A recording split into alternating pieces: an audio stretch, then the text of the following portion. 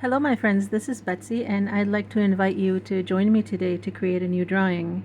Now I'm going to be using as reference this drawing that I created on the 1st of March, so that's just a couple of months ago during the 100-day project, and I really like the way some of these motifs turned out in this drawing, so I think I'm going to be recreating a couple of them with you today. So I'm just going to be working on this sheet of paper that measures approximately 6 inches by 9 inches, and I'm just going to be working with a ballpoint pen. It's just a normal office pen. It's nothing special, not an art pen or anything like that. So let me just get started right away with making some of those swirls. Let's see what happens here.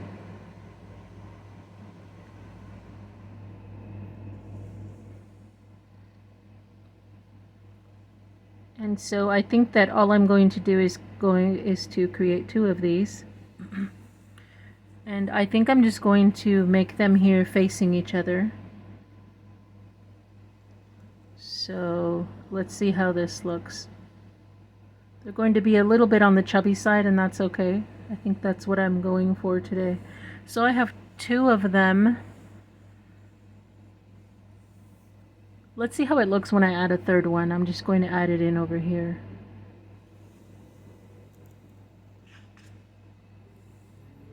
Okay. So while I'm doing this, I'm really just experimenting. I don't know if this is going to look good or not. Most of it is just coming down to intuition, so I'm not going to worry about where things end up.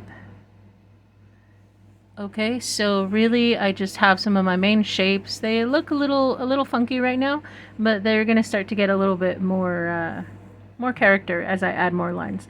So I'm going to get started with this one right here. And I'm going to start by drawing this little teardrop shape here, and I'm just going to use that and keep replicating that curve.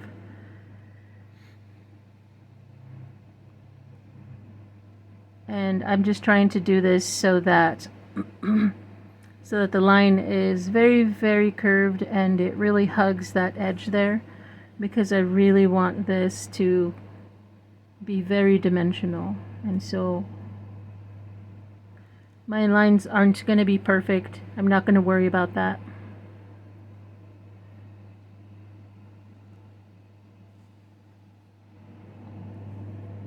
I'm actually really surprised right now that my hands are cooperating. Over the last year or so, I have had a really hard time with my wrists and my hands. They've actually been hurting quite a bit. And I just couldn't figure out what was going on. I just had no idea. I've pretty much always had issues with my hands. I've always used them a lot. I used to crochet a lot, and I learned to knit a few years ago. So all that work that I was doing was really stressing out my hands, and I thought that I'd gotten used to it because I knew what the pain felt like, and then I knew how to maybe walk away from my projects so that I could give my hands a rest and let them get better. But just over the last year or so, I've been noticing I've had a whole lot of pain, and I just didn't know where it was coming from. So I've really been dealing with that on and off, and it's been keeping me from drawing sometimes, which is frustrating, but it's just the way things go. But something that I discovered recently, and maybe I'm a little late to the game, I probably should have known this, but what happened was that recently at my home, we had a lot of rain during the spring. And what that resulted in is that my husband and I had to go outside and do a whole lot of cleanup, because all the rain led to a whole lot of weeds growing on our property. And we ended up having to go out there very regularly and do a whole lot of cleanup, which meant that I was responsible for a lot of that cleanup. So I was going out there pretty much on the daily, using a weed trimmer and using a whole lot of other garden tools to get things cleaned up all the time. And some of you are probably already used to doing that kind of thing because you live in areas that get more rain. But I live in California in the United States, and it definitely does not rain that much here. So that was very new to me, and I was out there working a whole lot. And what I noticed is that from doing so much yard work essentially. The property that we take care of here is actually quite large. And so from doing all of that yard work, I ended up developing a good amount of arm strength over the last few months. And I hadn't stopped to think about it, but I noticed, sorry about that. I noticed that the pain in my hands and my wrists went away. I thought that the pain was going to get worse. I was really worried. And every day that I went out there, I did my best to be careful to not injure my hands or hurt anything. But I noticed that as I gained strength in my arms, I did not have as much pain in my wrists.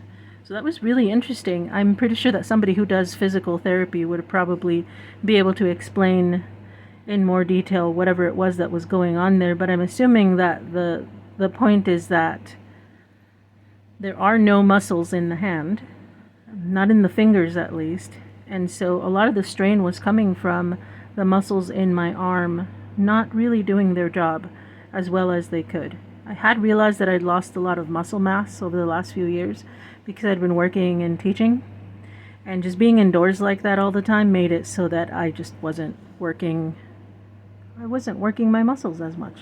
I was being indoors too much. I was sitting around. But finally going back outside like that really got everything moving again. So it was just really interesting to me. I haven't had any issues with my wrists since then. And it's been months now, really. Haven't had any issues. So I thought that was incredibly interesting, which I'm grateful for. I'm really grateful for, because I love doing this.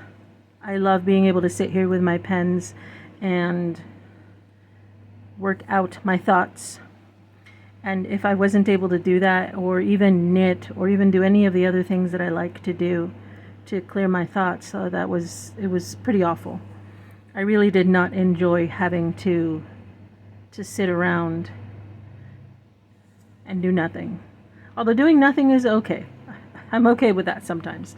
It's not a problem. It's just for me in particular, I love sitting around and drawing and doing this kind of thing.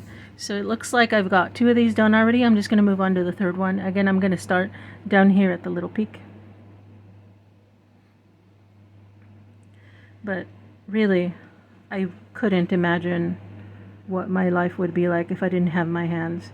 Definitely when they were hurting was when I was really questioning my ability to handle things. I suppose it's one of those things that you don't appreciate it quite as much until you lose it. And something similar happened to me recently when I injured my foot. And so right in the heat of my husband and I having to take care of all that yard work on the property, I ended up having a pretty decent sprain to my foot. And I was out of commission for over a month, so I couldn't really do much work outside. I could hardly even stand on my foot. It got sprained that badly.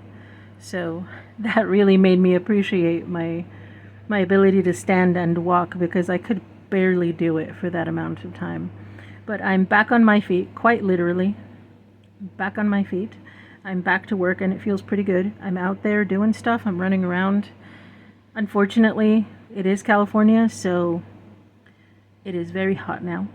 This week, the temperature has been almost 100 degrees, which for us, it's a little bit strange. It's usually hotter than that by now. And it barely being 100 degrees right now for us is quite new. So that's, again, something new that we're getting used to around here. But pretty soon, I checked the weather and it looks like it is going to get above 100 degrees this week, so that'll be interesting. Every time that we have issues with the electricity, I start getting a little bit worried. Just yesterday, the electricity went out for about 30 seconds, and I had a little tiny panic attack because it was going to be, I think, 99 degrees, and without air conditioning, it was going to be rough. It's happened before for sure, where we have brownouts out here, and I think they they just turn off the electricity because the electrical grid is being stressed out too much, and so they just turn off the electricity to some certain areas, and they won't come back for a couple of hours, or hopefully not that long, but it's rough. I'm surprised it didn't happen very much last year. I think we only had one small power outage last year, which I was very, very pleased about that it didn't happen too often. So right now everything is going pretty well, and I'm not concerned. My hands are working, my feet are working, everything's great.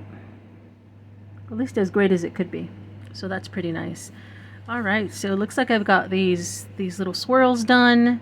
They don't look perfect. Some of the lines are a little bit messed up here, but that's not a problem because I'm thinking that I'm going to come in later and I will likely be doing some colored pencils on here. I will be using my colored pencils to add some color here. So I think that what I'm going to move on to right here is I'm going to create some little forms covering this curvature of each of these shapes. So I think what I'm going to go for is these simple leaf shapes, and then I'm just going to draw lines from corner to corner. If any of you do Zentangle, you might know if this has a name or not. I don't really know.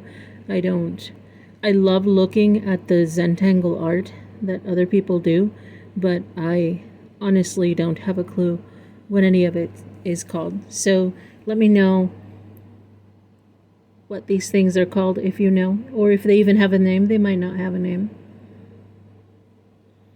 and that's okay.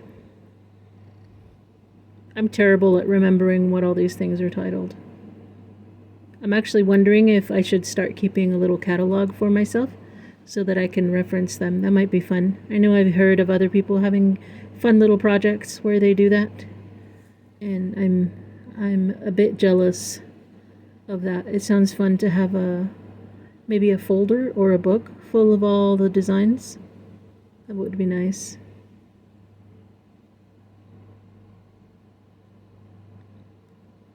I actually think that I'm going to put something under my piece of paper. I don't know if any of you do this kind of thing, but sometimes I feel like I need to have other pieces of paper under my drawing so that the ball on the pen can roll a little bit more smoothly. Let me see if that helps me out, because I feel sometimes like it catches on the texture of the table, and that tends to pull me out of the experience. I lose the immersion here. Yeah, that's much better. I generally don't draw straight on the table. There's always some kind of texture there that ruins things for me. I think it's a lot better though. I like it. So I'm just going to keep going with these shapes here. See what happens. Now you can see I'm not worried about making them perfect. They're just here to create an illusion. I'm not concerned about getting them in exactly the right place. I'm just kind of going with it. And I've done them before, so I already have a general intuition for where I like to put them. So I just repeat.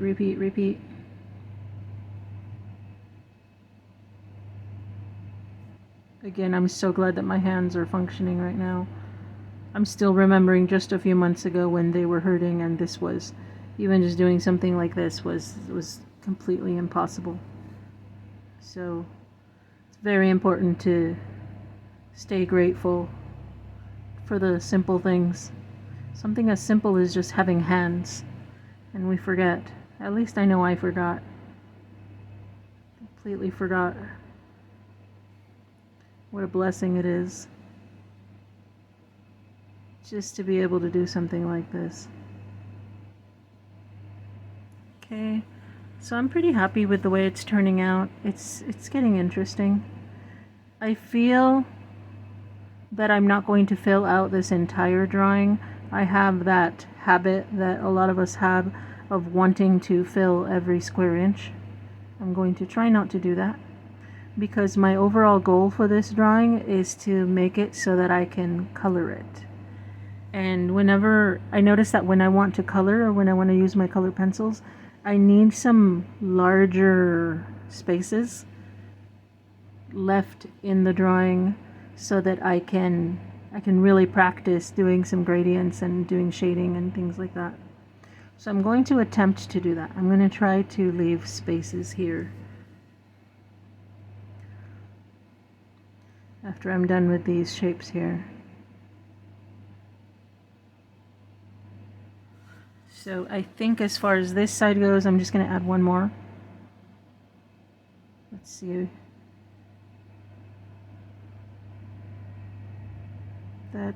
That looks pretty good. I'm going to leave that one like that. I think it looks fine. And I'm going to add a few over here to these other shapes.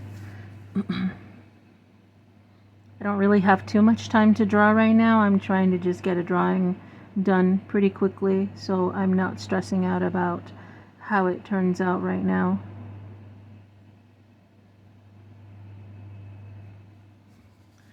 You can tell that I tend to start in one spot and then I move on from there, letting them build up on each other. So I'm going to draw a pretty big one here. Let's see how this works. Okay, let's try that. This is the fun part of doing this kind of thing, is I get to try them bigger and smaller and just test out what these different images look like when I try just changing them up a tiny bit. Doing some experimentation. So if any of you watching are new to this kind of a hobby, new to drawing or new to any kind of doodling or even Zentangle, don't take it so seriously, I guess would be my advice, if advice is what's needed right now. It's just whatever. Just go grab a pen, have some fun. I think that what tends to keep a lot of us from actually doing the activity is that we stress out about the outcome. We start thinking that, oh, we have to create some kind of masterpiece, or that whatever it is we make has to be Instagram worthy, and it really doesn't. If any of you know me from Instagram, you know that I post a lot of drawings. But what you might not know is that those drawings that I post are only the ones that I feel like sharing. I actually have a huge catalog of drawings that I make that I never share. Not because they're ugly or anything, or they might be ugly, who knows. Sometimes I can't gauge the quality of my own creations. But mostly I just don't feel like sharing them. They're just little doodles and scribbles that I make for myself, that I'm just having fun. I'm just testing things out, and those are just for me. So for those of you who are getting into drawing or trying to get inspired to work on this stuff, yeah, so I would say just do it. Don't worry about what's going to happen. It's just a hobby. You're just trying to have fun. I hope you are, at least. Just trying to have a good time. So you don't need any special art supplies. I think most of us know that already. We don't need special art supplies. Just grab a pen, whatever pen you have. This pen I'm using right now I got on Amazon.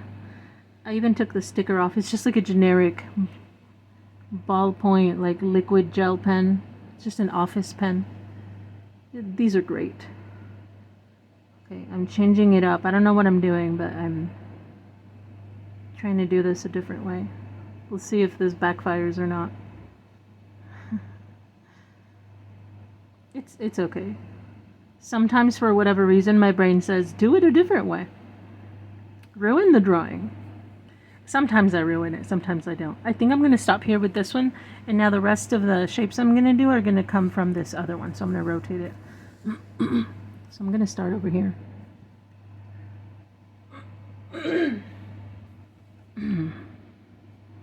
Okay, let's see here. Right here. This should be fine. I don't really consider these to be leaves, although the outline of it is a leaf. but when I draw these lines here, it makes it feel more like a oh, sorry about that.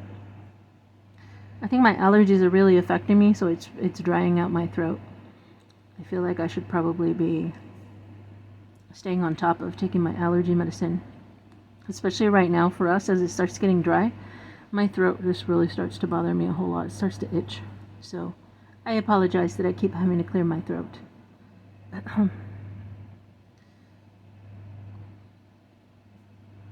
Okay, here. But what I was saying about these little shapes is that to me they're not really leaves. They're reminiscent of leaves, but they feel more like succulent bits. I don't know if they're called leaves on a succulent. If any of you know, any botanists out there? Plant enthusiasts? Are they called leaves? They're more just these little dimensional, chunky things. Which now that I think about it, it makes me want to color these in purple colors. That would be really nice. Some purples. I have some succulents in my backyard right now that turned purple. Well, they're not purple right now. It's summer now. They did that during the rainy season. I'm gonna put a big fat one right here, if I can. Okay, there we go. So yeah, my succulents were really nice purple tones and pink tones and red tones. It was really nice. But that's over by now. The heat, the sunlight actually is what causes them to start producing chlorophyll again and start using that sunlight to make energy. Whereas during the winter, they don't have as much sunlight, so they turn another color. They turn purples and reds and even yellows and whites sometimes, depending on the succulent.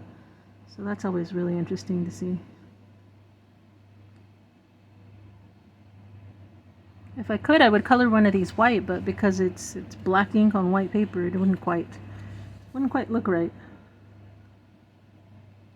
I could find a way to figure it out, but I think it'd be a bit complicated for me right now. I'm just trying to keep things simple.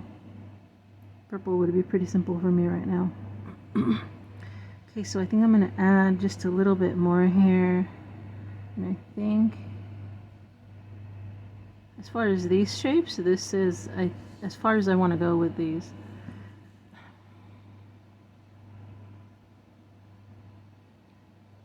A little bit messy, but that's okay. Again, trying not to worry about it. Now that's as far as I'm going to go with that. And I think I'm okay with that, but I'm going to add another shape right here just to fill this area in. What I'm thinking about is that composition wise, I'm already enjoying it, but I want to add more weight to this bottom left of the image.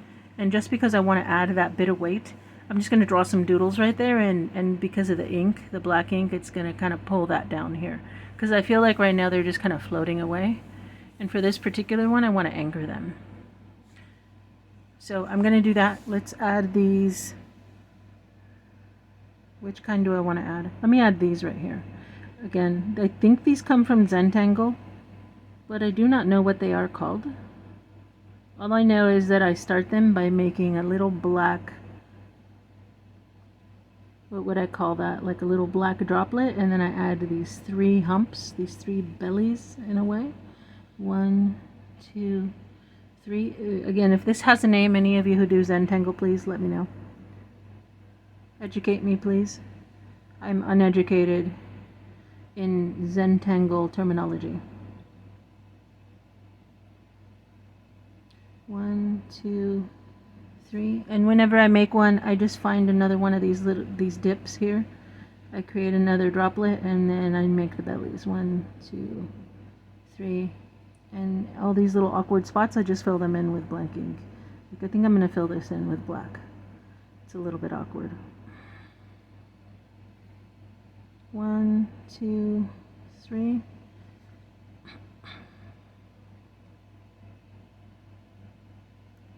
I think that'll work out pretty nicely. So this is giving it some depth over here. Just a little bit. Like I said, it's anchoring it. Sometimes I feel I need to be anchored too. Like my thoughts are just getting away, they're just floating away. And when I do this, it helps with that. Helps anchor me, stabilize me. Just like these little guys. 2, 3. This one came out pretty large. That's kind of nice though. I'm going to do this one in this direction because I did. Sometimes it's a little bit spontaneous. And that's nice. Have some of that spontaneity. And just experiment with where everything's going to end up. 2, 3. That's nice. I'm going to keep going this way just a little bit more. Just to see where it goes. I'm not really concerned. I know that there are times when I really like to switch up the designs and just cram a whole lot of things in here, but that's not my desire for this drawing. For this one, I kind of just want to keep the design simple, so I'm just limiting it to a handful of designs here. And I think this is looking all right so far. It'll be fun coloring it. 1, 2, 3. That's not bad. I'm gonna fill this in because I feel like it needs to be straight right there. Okay, I think I'm only gonna add a few more and then I'm gonna switch it up to something else. Because there is actually, I said I wanted to keep it simple, yet I'm already thinking of some other designs that I want to put in here. Of course. Of course, of course. Leave it to Miss Betsy. Claiming she wants simple and then complicating it anyway. Story of my life. Because what I'm thinking right now is that as I'm drawing this, I really want to add some circles because circles are the joy of my drawings. Circle, circle, circle. I can't do a drawing without adding circles, so I'm going to find a couple of spots. I'm going to add some circles that are going to act like bubbles. So I'm going to have fun with those when I go to color it in. So I'm going to add these in different sizes, little clusters of small ones.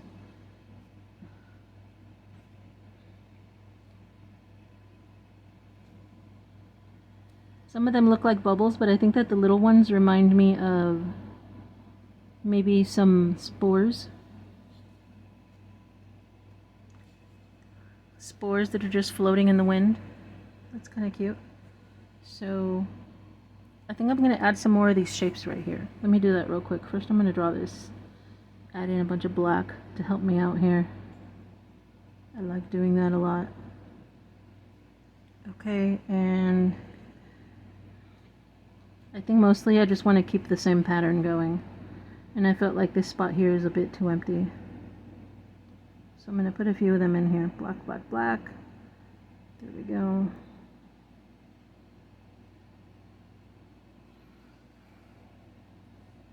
And then I think once I add these in, I'm going to add some more of those bubbles and I'll just about have handled everything I wanted to handle in this drawing. Easy breezy. No worries. Nothing to worry about. Nothing to stress out about. Just making lines. Hanging out. Chilling. I think I'm going to add one here. So this guy, 1, 2, 3. I'm going to add one here, and I think that's it for these little shapes here. I might be wrong. Let's see. Let's take a look at it. Yeah, I think that's pretty good. Let me add some of these little bubbles and spores and see how that looks. Let's check it out. Little floaters.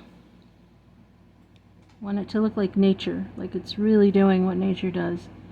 Things floating, being carried off by the breeze here.